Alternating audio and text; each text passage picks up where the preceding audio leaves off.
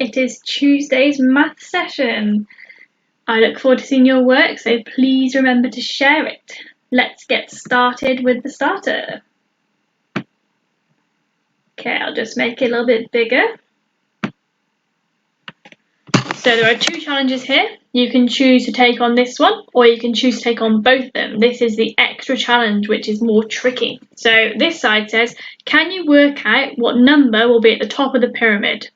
So you will need to look at each of the rows, work out what the rule is, and then tell me what the blue block will be worth. Over here, the extra challenge, can you make a pyramid with 100 at the top? So you'll need to look at this one first, because you'll need to work out what the rule is, because you'll need to follow the rule over here as well. You can't just put 100 at the top. You will need to follow the same pattern as this pyramid. Please pause the video and have a go.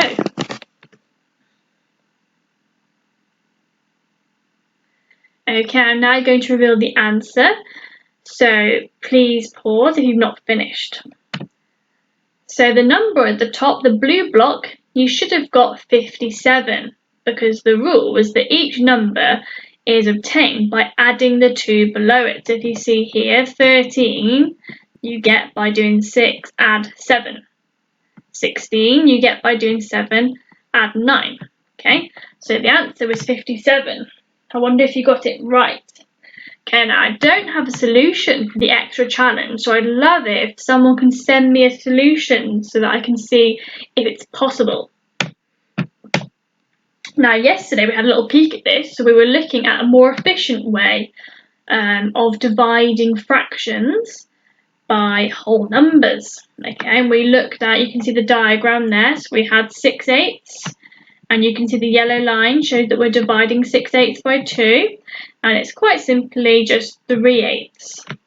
So if you remember, I said that if the numerator is a multiple of the divisor, then you don't need to spend any time turning this into a multiplication sentence. You can just do it straight away. You can just do 6 divided by 2, which is 3, and you keep the denominator the same, and the picture shows that really nice and clearly.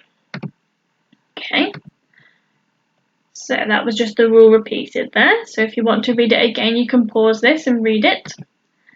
Okay, so it's just important to remember that if the numerator is not a multiple of a divisor, so 5 isn't in the 2 times table, it's not a multiple, so you couldn't do the simple method.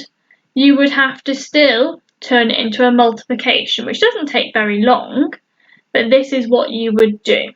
Okay, so you need to still remember both methods. You just need to be efficient, so you'll need to choose the right method. Okay, if you look here now, you can see that I did 5/8 multiplied by a half, and I did 5 times 1 is 5, and 8 times 2 is 16. So it didn't take me much longer, but obviously this one up here was a bit quicker. Okay, look at this one, 2/12 divided by 2. Think about, could I do the simple method like this, or would I have to turn it into a multiplication sentence? Please pause the video and have a quick think and maybe work out the answer, and I will show you a picture on screen in a moment. Okay, here's our picture. So I've got 2/12 highlighted, and I want to divide it by 2, so I'm basically chopping it in half. And the answer is 1/12, a nice straightforward question. So on this one, I just did 2 divided by 2, which equals 1. So I could use the simple method. That was the most efficient way. What about this one? What would the answer for this one be?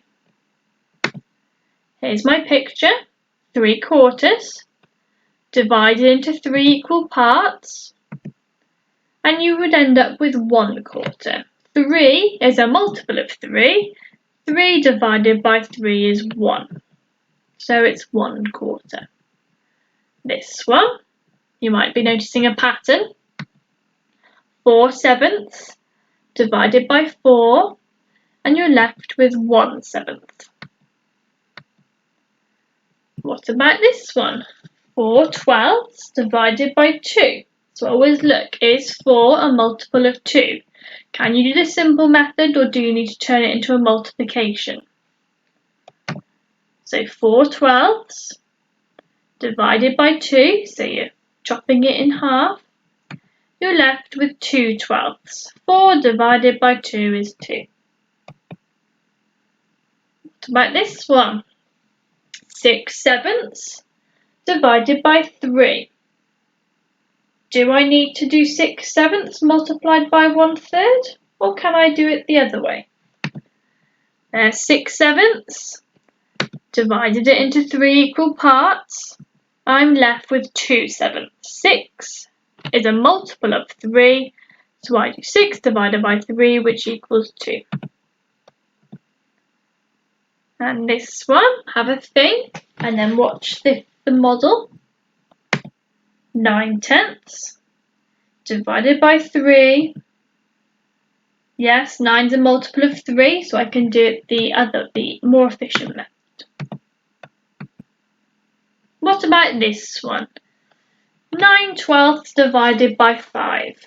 Is 9 a multiple of 5, or do I need to do 9/12 multiplied by 1/5? There's my 9/12. Now, it's not possible for me to chop the 9/12 into 5 equal parts because 9 isn't a multiple of 5. When I count up in 5s, 5, 10, 15, I don't hear the number 9. So on this occasion, it would definitely be more efficient to do 9/12 multiplied by 1/5. So work out the answer, please. The answer is 9/60, and that can be simplified. Maybe you can let me know what the simplified version is afterwards. Okay, so there's our rule again. If the numerator is a multiple of the divisor, then you can just use the method that we've learned on the previous screen by chopping the number of parts up. Otherwise, you need to turn it into a multiplication. Now here's this table for today. This is what I want you to do for today. So I want you to work out the answers to these questions, and I want you to always look. So I've done the first one for you. So I tried to do 1/8 divided by 2. Now 1 divided by 2 is 0.5. It's not 1 is not a multiple of 2. So that method doesn't work. So I had to turn it into a multiplication instead. 1/8 multiplied by a half. 1 times 1 is 1. 8 times 2 is 16. So that was the more efficient way. So I want you to keep both methods in your head. Go down the table and write down your calculation sentence as well as the answer, and do it in the most efficient way. Okay? If the numerator is a multiple of the divisor, then you don't need to do the multiplication. But if, like this question, it's not a multiple, then you do need to do the multiplication sentence. Please pause the video and complete all of the questions that are on the screen now.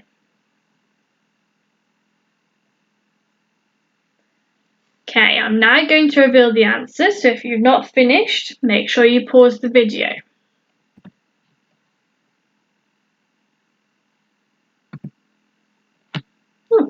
You can't see it. Let me just escape and let me just delete this picture so that you can see it clearly. Here we go. So you can see the first answer is 1/16. This answer is 2/16. Then it said that you could do the quick way. You can just do 2 divided by 2, which is, well, you might have put 1/8. Another answer could be 2/16. So either of these are correct because they are equivalent. Okay. Notice how if you do 2 divided by 2 and get 1/8, you've actually got the simplified version straight away. Whereas if you did the multiplication, you end up with the 2/16. This one, 3/16. And for this one, you should have done 3/8 multiplied by a half. For this one, you should have got the answer 2/8 by doing 4 divided by 2. If you did a multiplication, you could have got 4/16. For this one, you should have done 5/8 multiplied by a half, and you should have got 5/16. Down here, you could do 6 divided by 2, which is 3/8. Or you might have got 6/16 if you did the multiplication. Down here, you should have done 7/8 multiplied by 1/2. And you would have got the answer 7/16. It's important to remember that it always works to do a multiplication. It's still fine, but remember it can save you time. That if the numerator is a multiple, that can save time by doing the unitizing method, okay? Which is where you just do 4 divided by 2. So I want to see your work on Teams. I want to know how you got on today. Thank you for joining in, and I'll see you tomorrow. We've got one more session on this, and then we're going to have a look at something else. Okay, well done for your hard work, and I will see you back on here tomorrow. Bye.